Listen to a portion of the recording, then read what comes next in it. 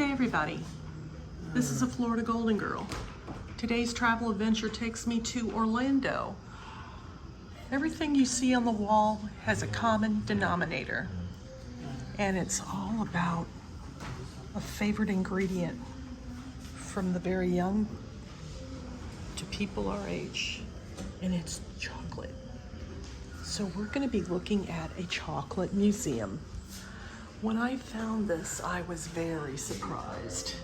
My husband is a chocolate connoisseur, and I thought that this might be something that if you were in the area as a retiree, you would enjoy. Who doesn't love German chocolate?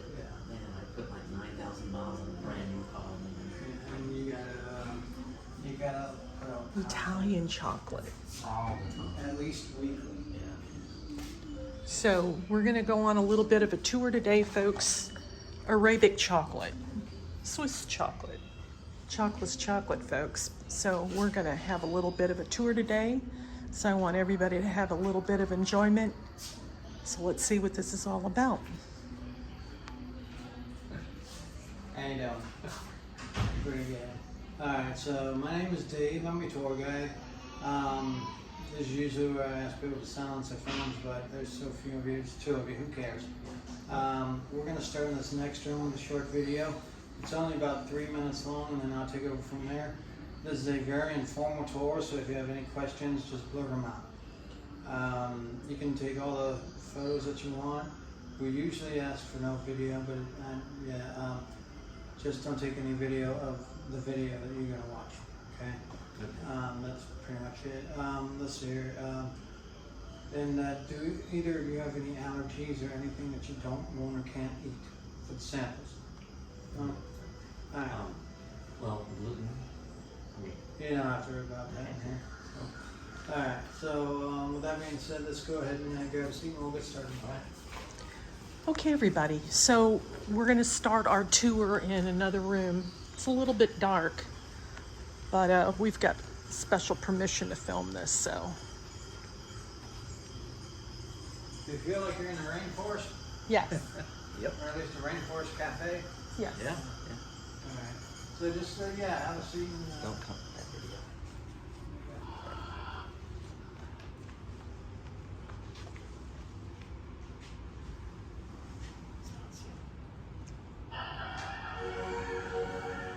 Chocolate, an irresistible, tantalizing pleasure.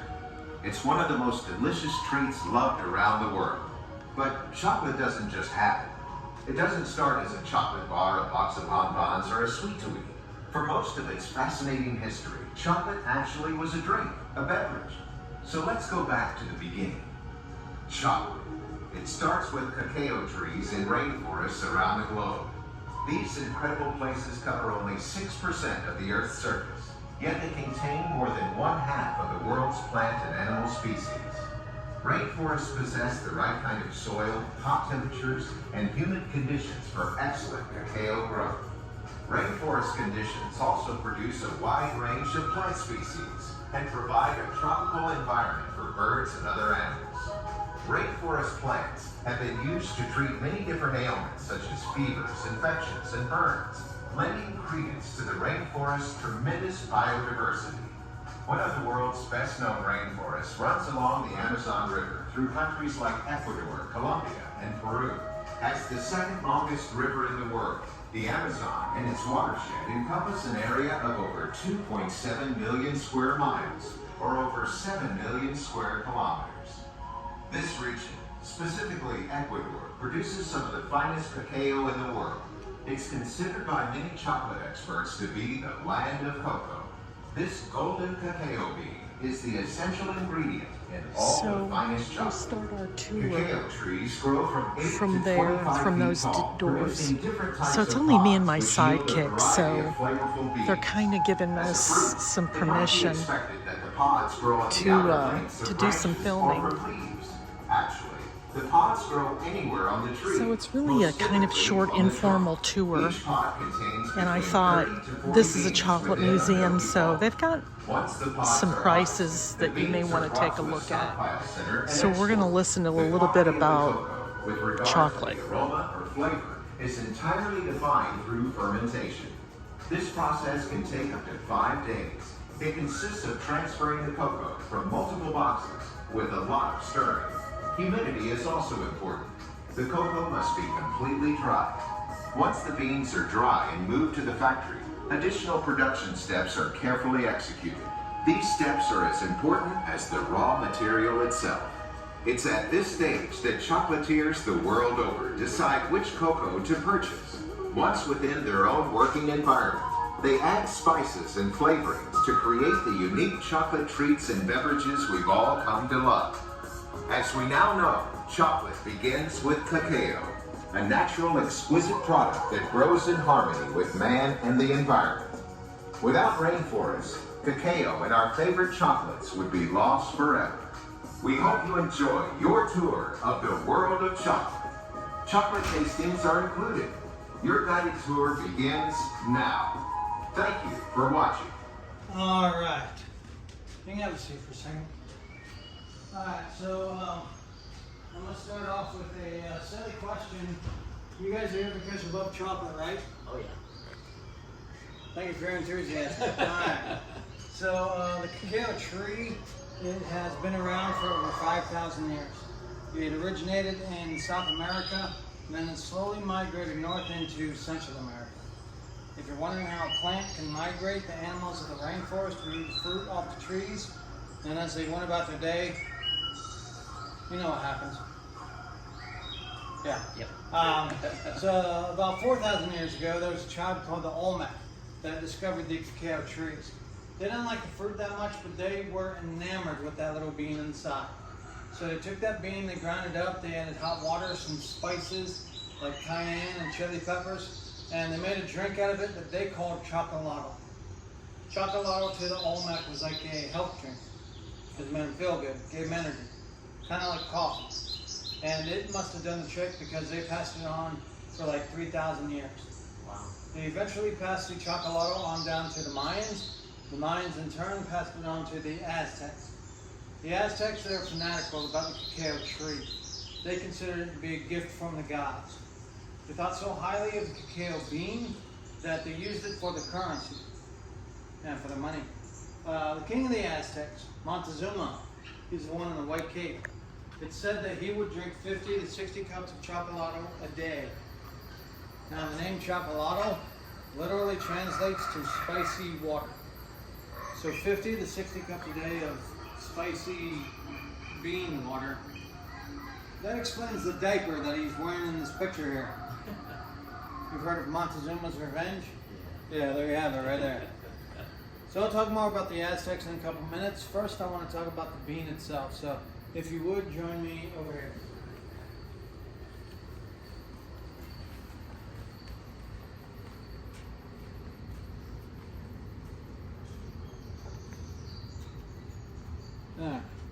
Now, cacao beans, they are a little bit like coffee beans in the sense that you have to roast them before you can do anything with them. So here we have some roasted cacao beans. These are Criollo beans, these are Trinitario beans. They're just different varieties of cacao beans. All in all, there's like 100 different varieties, just like coffee. Now, once you roast the beans, you can crack them open like peanuts. On the inside, you have what we call cocoa nibs. Cocoa nibs can be eaten right out of the shell, as is. Okay. And they smell wonderful.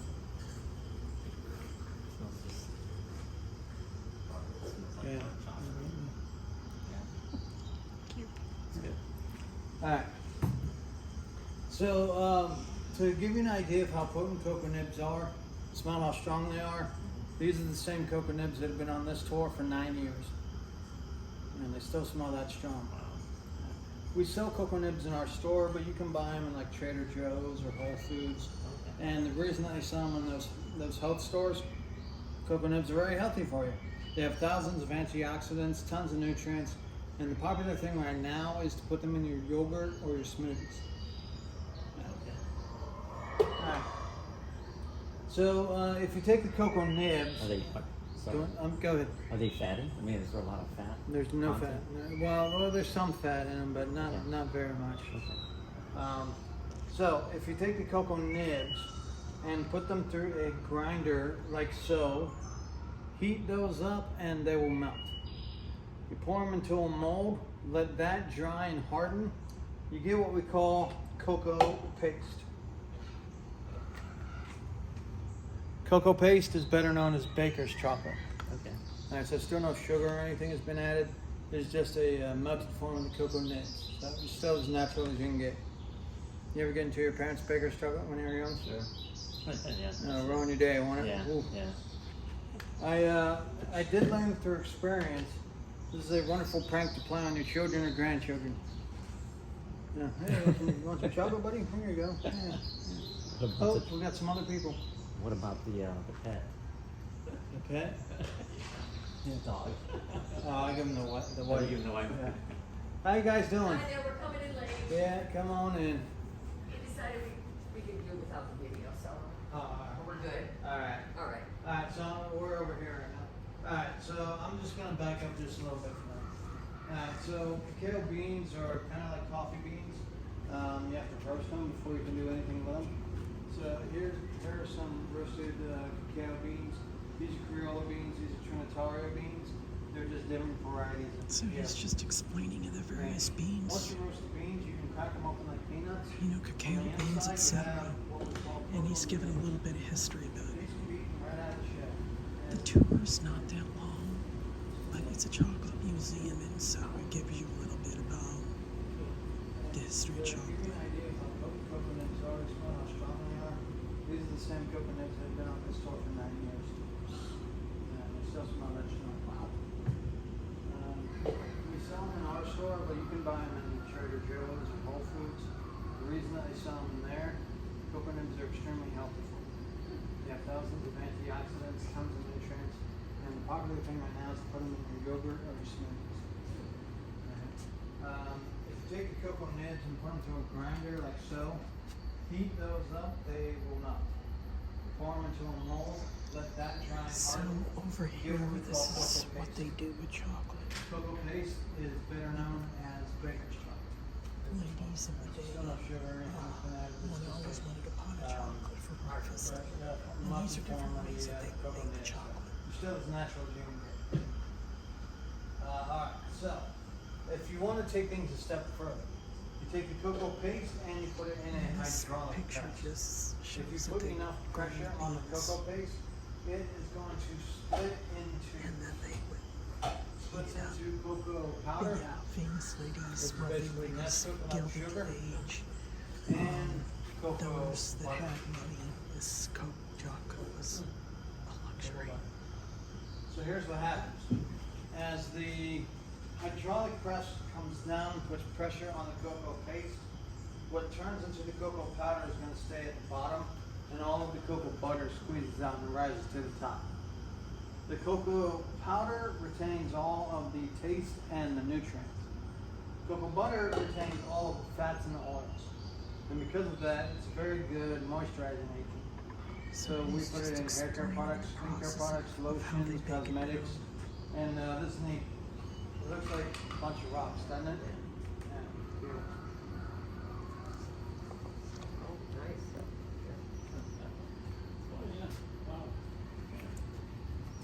Cocoa butter. It's moisture. Yeah. Does that moisture?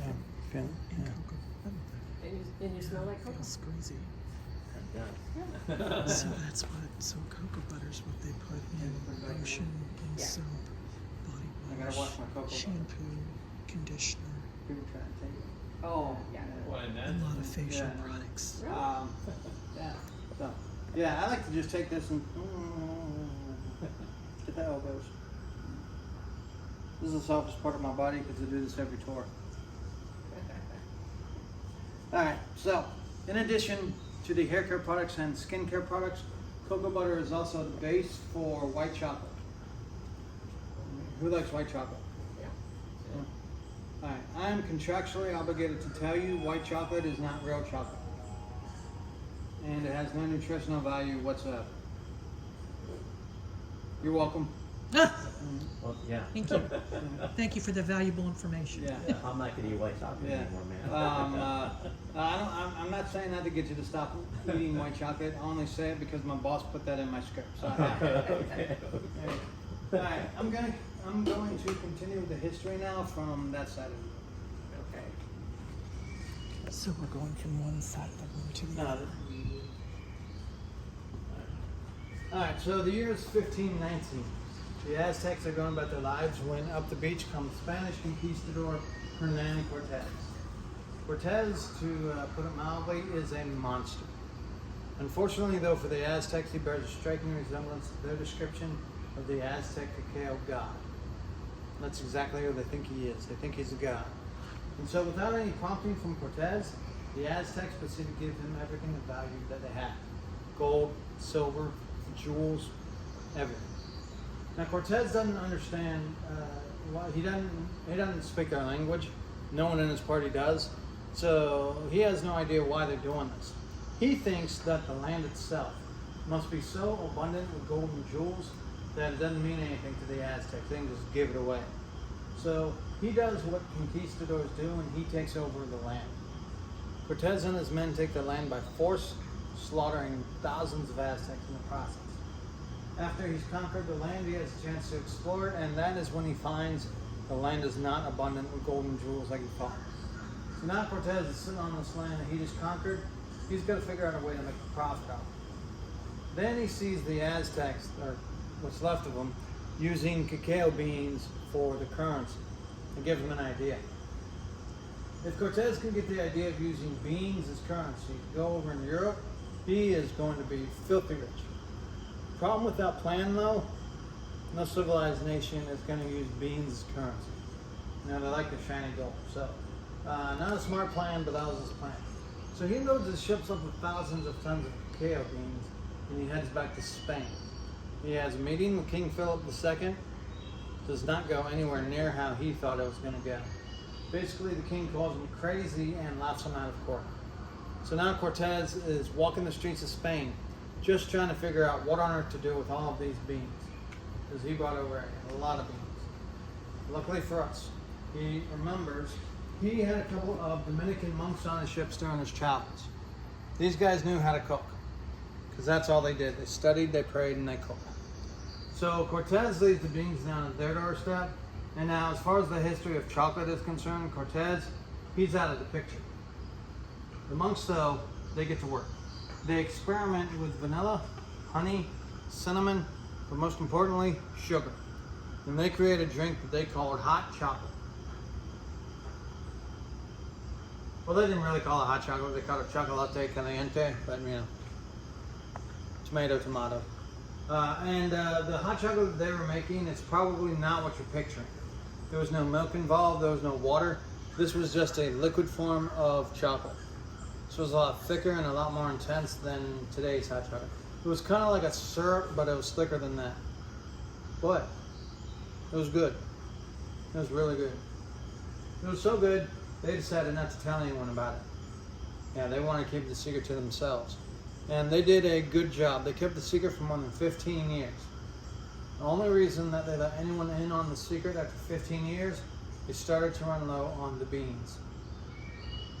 But that's how many beans Cortez brought over from the Americas. Over 15 years worth. So because they're running low on beans, the monks decided to take some chocolate to the king. Same king, King Philip II, in hopes of convincing him to use his men and his ships to go harvest more. So the king tries it, and he absolutely falls in love with it. He's like, yes, of course, take my men, my ships, whatever else you need, just go give me more of that good stuff. I'm paraphrasing what he said. I'm sure he said it in Spanish too. Alright, so now you have the Dominican monks and the Spanish royalty sharing the secret of chocolate. They don't let anyone else in on the secret for another 2 generations. So one little girl spills the beans. Thank you. Thank you. That's my favorite joke of the whole tour. And I will talk about that little girl in this next one. All right. That's a very good joke. And they didn't know Cortez. Because, You know that. well, he He just, this is So he was. So he this was is the finished family with lineage of Philip II of Spain. He thought he was going to And be he rich. married Margaret of Then found out Austria. he couldn't, and Then he you're talking about the didn't French know- court. He didn't know what to do with them. He was actually. And then he it goes actually down thought to about the- pushing them off into the ocean. Yeah. I mean, did these guys, these priests, or Elizabeth they of made Parma money? and the Duke of Berry. No. But I'll tell you, Not more of them? word of mouth, it didn't take long. Because at 'Cause that you know, point, back then they all at that point, married each they, other. they were sharing Cousins it married with the cousins. royalty now. Ah, Europe, So, That makes sense. so it Europe became was a the West for royal drink, Spain, something just for royals Austria, and the monks. Hungary, Germany. England, they were the West Virginia of Europe. All right. So we are now in the late 1500s. King Philip II has a granddaughter named Anne of Austria. This is her right here behind me. At the age of 13, she tastes chocolate for the first time, and the world's first chocoholic is born. She drinks 30 to 40 cups of hot chocolate a day. Yeah, and it's that syrup she's drinking. So, yeah, that's a lot. But it's not as much as you might think because she's drinking them out of these tiny cups now on this table here. Yeah, they're like shots. yeah. But still, 30 to 40 shots of chocolate syrup, that is a tad much. However, in a time when the average lifespan of a female in Europe was somewhere between 35 and 38 years of age, Anne of Austria lived to be 64. I like the chocolate cherry. All the antioxidants and all. Yeah. At the age of 15, she marries King Louis XIII of France. And she moves over to France to be the queen. And she decides to bring the chocolate along with her. Now the secret's out. Because, apparently the French can't get the secret worth a damn. So the secret of chocolate spreads throughout Europe. But it is something that is only for the rich and the royalty. And they drink it out of those tiny cups there because they feel they have to ration it. Because they never know when they're going to get the next shipment of beans. At the time, it takes a full year to make the round trip from Europe to the Americas and back. And that's under perfect conditions. So that is how the rich and the royalty would take their chocolate in liquid form in those tiny cups for about 200 years. And then two things happened that changed everything. One, a lot of the cacao trees got transplanted from the Americas to the Caribbean, but more importantly, the Ivory Coast of Africa. So they run the cacao trees a lot closer. And then two, there was the invention of the steamship. So getting beans now took a fraction of the time. With beans more readily available, that meant the price dropped down dramatically, which in turn allowed for the common man to now be able to afford chocolate. So all these chocolate shops are popping up all over Europe. So these are with more of a modern machinery that tell you how chocolate was produced. So there's a common man chocolate. It was still in liquid form, but at least now the common man had access to chocolate. So that lasted about 85 to 90 years until one day in 1847 in London, a man named Joseph Brown. He was a chocolate shop owner. He developed the world's first chocolate bar. Yeah, 1847, which really is not that long ago. It's not even 200 years ago. And back then, if you wanted to buy a bar of chocolate, you had to go to a chocolate shop. They didn't sell them in the local markets just yet because the chocolatiers they didn't have any way to mass produce them. But that all changed during the Industrial Revolution, and I'll touch on that in the next one. Which is where we're at now. So he's going to explain the chocolate making process in the Industrial Revolution, which was 1800s into the early 1900s.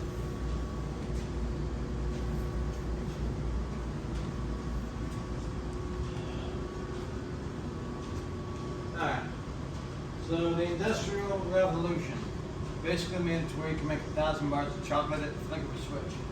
Every machine that's in this room, with the exception of that one right there, They're all antiques that were used during the Industrial Revolution. I'll tell you a little bit about each one of them. And these are in no particular order. So here we have a grinder. You throw your cocoa nibs in on the top, and those stone rollers will grind them down so you can make cocoa paste. This one is called an enrobing tumbler. This is for hearty items like peanuts, almonds, raisins. You would toss them in here with nuts and chocolate. This whole thing would spin like a cement mixer and coat everything evenly. This little ball is how they used to roast the beans. So they put the beans inside, they attach the ball to a pulley system and hoist it up over an open flame. The pulley system would allow the ball to rotate like rotisserie, so they didn't have to open up the ball to mix up the beans. This is called a sugar mill. This one would have turned a granulated sugar into powdered sugar, confectioner sugar. I'm sure everybody recognizes that one. Yeah, that's your everyday countertop KitchenAid mixer on steroids. What amazes me about this is that in over 150 years, the overall design of this is still the same. Like, of course, it's been upgraded and digitized and miniaturized for the house, but yeah, it's still the same thing. All right, now this one, I didn't lump this in with the others because this machine was built in 1955, so it's not officially Industrial Revolution, but it is still considered an antique. This is called a toffee maker. Now, toffee is just butter and sugar. That's all it's made of. But it can be a real pain in the rear to make because you have to have zero humidity. It cooks at a really, really high temperature, and you have to stir it constantly while it's cooking so it doesn't seize up on you or burn. This just takes human error out of the equation. All right. Now this machine, this doesn't look like it does much, but it's probably one of the most important machines when it comes to making good chocolate. This is called a tempering chop. To temper your chocolate just means to cool it down very slowly. This will take your melted chocolate and it'll cool it down 1 degree every 3 or 4 minutes. Now, there are a variety of reasons why you want to temper your chocolate. A few of the main reasons. It gives it that shine good chocolate has. So guys, take a look at the chocolates in the display case. They're so shiny. They look like marbles. Now Susan, our chocolatier, she tempers everything by hand. I don't know exactly how that works, but she does everything by hand. She's amazing. In addition to the shine, tempering your chocolate will also smooth it out. So if you've ever had chocolate that tastes gritty or grainy, that is chocolate that hadn't been tempered long enough. The longer you temper your chocolate, the smoother it's going to be. And then tempering your chocolate will also give it a sound. Now when you have a good bar of chocolate and your brick will be soft, it'll have a crisp snap to it. That's how you know it's good tempered chocolate. Like a Hershey bar doesn't do that. Well, Hershey bar will do that if you stick it in the freezer, but that's cheating. This is my favorite machine in here. This is called an enrobing machine. This is for delicate items like bonbons or truffles. So you would place them on the conveyor belt. It would slowly go under a chocolate waterfall. I think Lucille Ball. And enrobe them like so. Any of the chocolate that will get cast off would be immediately pumped back up and recycled and have another go. So Do you remember the skit she did once it went under there, where she was then it'll go underneath this at a chocolate air vent factory and she's that wrapping would dry chocolate? or harden the That's sort of chocolates. what that is. Then the chocolates would fall onto another conveyor belt and go off to be wrapped or eaten by Lucy and Al. You can find an industrial-sized version of this machine at any Krispy Kreme. Yeah, that's how they glaze the donuts. And if you've never been inside to watch that, it is hypnotizing. It really is. I go in there when the high radio light is on, and I sit and I watch the donuts being glazed, and then I wake up in my car 20 minutes later with 3 dozen donuts. 3 of them are missing. I don't know why. It's a mystery. Alright. This This next room is our sculpture room. In here we have 22 sculptures. 21 of them are made out of cocoa paste. We have one that is made out of cocoa butter.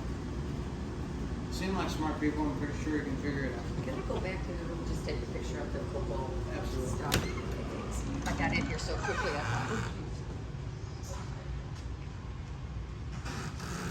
So these are all sculptures of chocolate.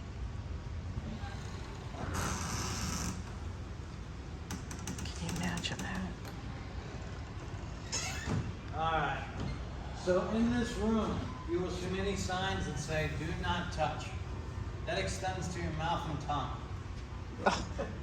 Don't lick them. Yep. I don't really have a spiel for this room, so take a look around, take as many photos as you want. If you have any questions, I'll be over on the other side.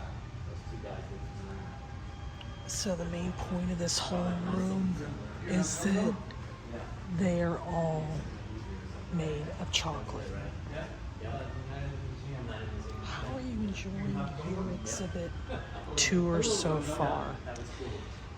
It's the ticket you want to get is kind of like a VIP ticket, which will include a drink and a pastry. And yeah, again, folks, this room is just. I guess some people will try it, but that just gives you a little bit of history about that chocolate.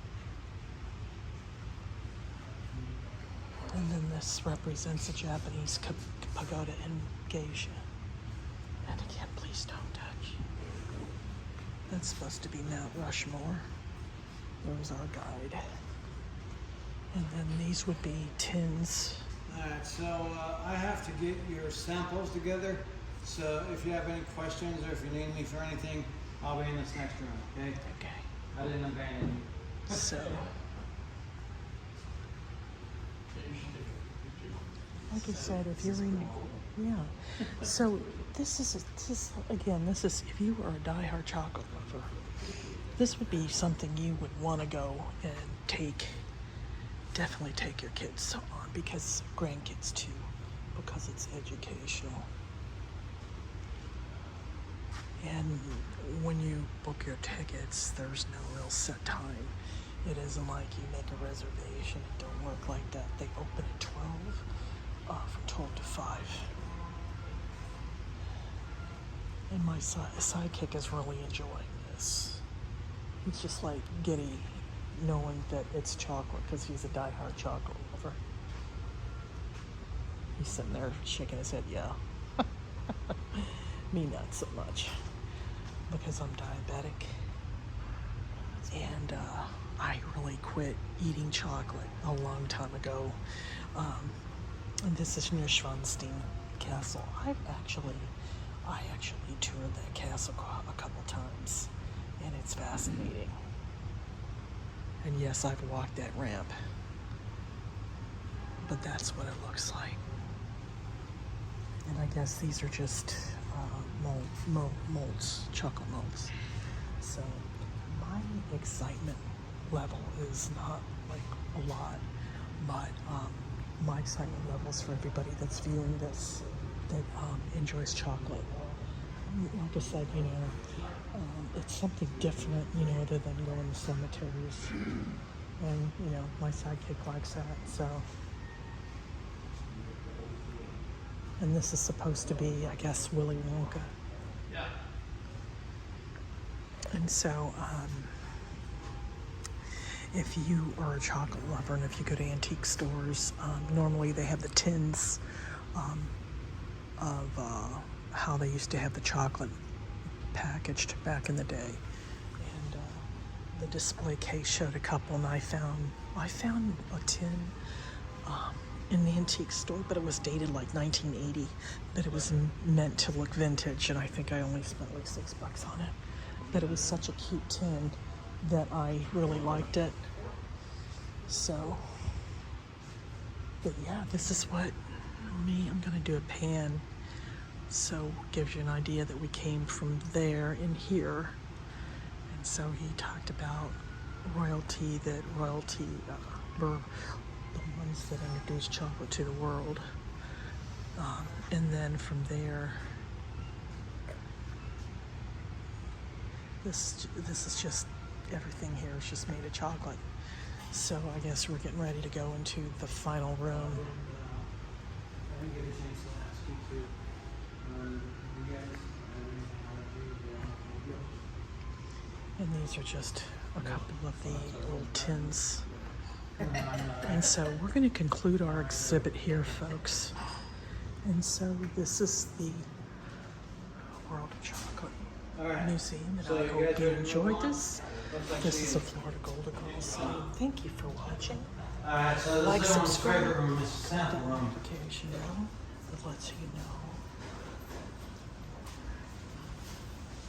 when the next video will be uploaded. So right here you'll see our chocolate prep table. This is where we make and prep all of the chocolates that go on there for sale. Well, I say we, gee. And again, folks, I hope you enjoyed our tour today in our summer series. More exciting adventures to follow. I'm going to go in another room, but they are playing music, and you know me. I don't want YouTube to tag this video, so we're going to end it here. Thank you for watching. So long for now. Now we're going to go taste some chocolate. This is our